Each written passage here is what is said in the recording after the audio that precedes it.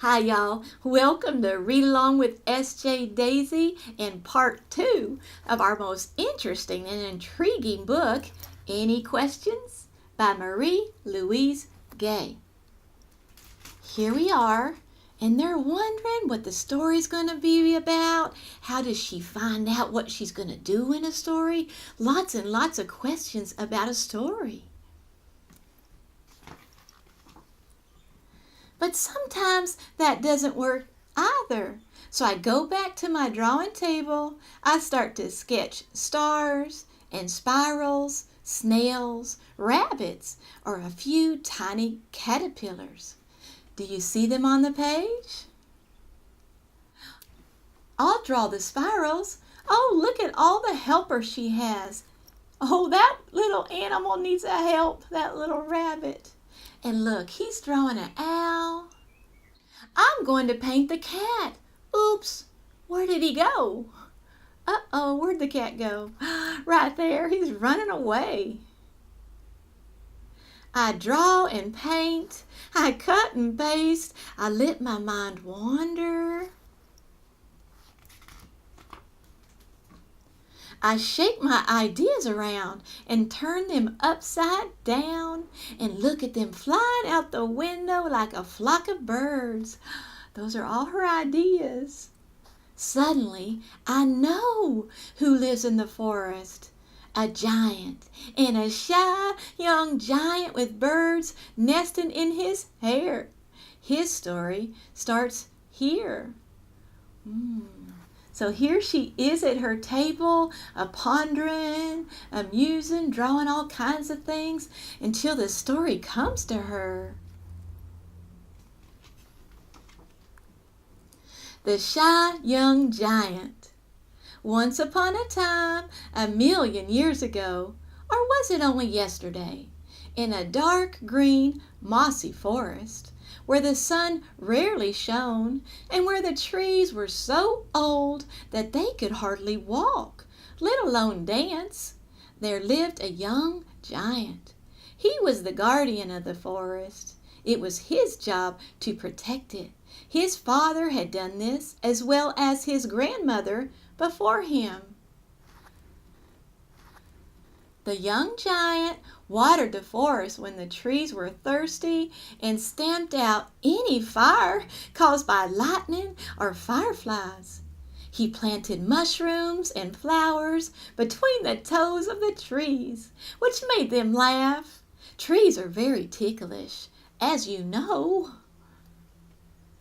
The giant read stories to the trees to help them grow.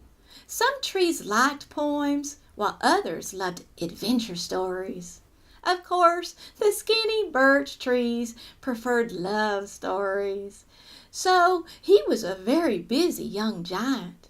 He was also a very shy young giant. He was so shy that he couldn't chase away the birds that nested in his hair. He was so shy that he would hide if he heard someone coming near. Not an easy thing to do if you are a giant. So here her story's coming together. There's our giant. Do you see the birds in his hair? Wow, and the trees. I didn't know they were ticklish before, but now we know trees are ticklish. One cold, gray autumn day, when the trees had just started losing their leaves, revealing their well-kept secrets, hidden birds' nests, lost kites, and the dreams of those who had slept in their cool, leafy summer shadows. The giant heard something, thundering footsteps on the ground, leaves rustling, snatches of song, branches snapping. A growling sound. Someone or something was coming his way. The shy young giant hid behind a huge rock. Can you find him? Where is he? He's hiding behind a huge rock. There he is. He stopped breathing He did not move an inch or even blink an eyelash. He desperately hoped that whoever or whatever was coming towards him wouldn't see him. The noises grew louder and louder. All of a sudden, all of a sudden, it's your turn. What do you think happens next? I have a great idea. No, a brilliant idea. A brainstorm. A rainstorm? Grrr, snap. All of a sudden, it burst out of the bushes. It was a huge, horrible, hairy, prickly beast. It was purple. It had shark's teeth, bear claws, and a long, spiny, slimy green tail. The beast was ferocious, maybe, scary, and very hungry, or very mad, or both. Uh-oh. Do you see here? He tried different things. At first he said it was horrible and gigantic and ugly and beast, and then he thought, wait a minute, no, it's just a huge, horrible, hairy, prickly beast. So when people are writing stories, sometimes they try one word out and think, no, I like that other word better. So when you're at home making your own story, you can do like this young author. Look here. He or she just crossed a line out of that word and then put in another word. What fun.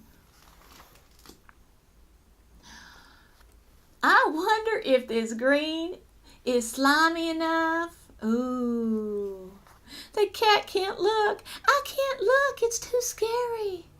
Ooh, look at that big old monster this young child drew. What a wonderful monster.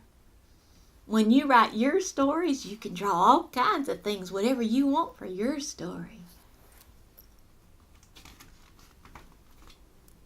So, the abominable, wretched, ferocious beast ran through the forest, gnashing his teeth, biting trees and bushes, devouring mushrooms and berries, flowers and rotten apples.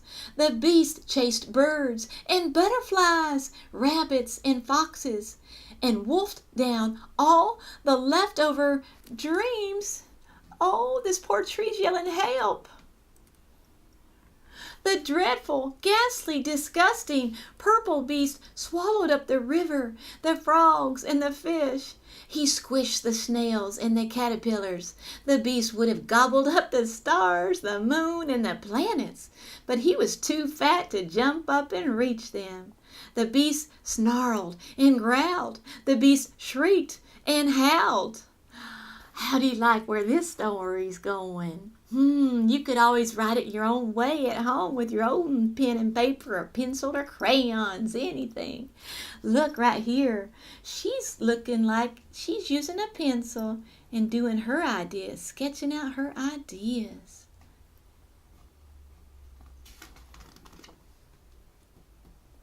So, what do you think of our ideas and our ferocious beast?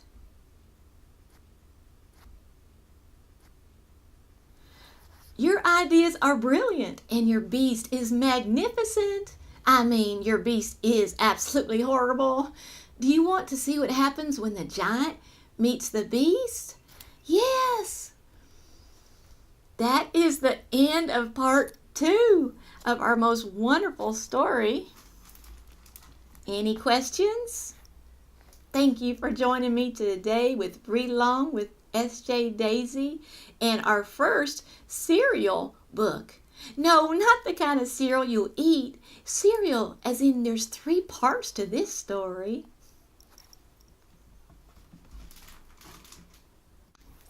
Bye-bye.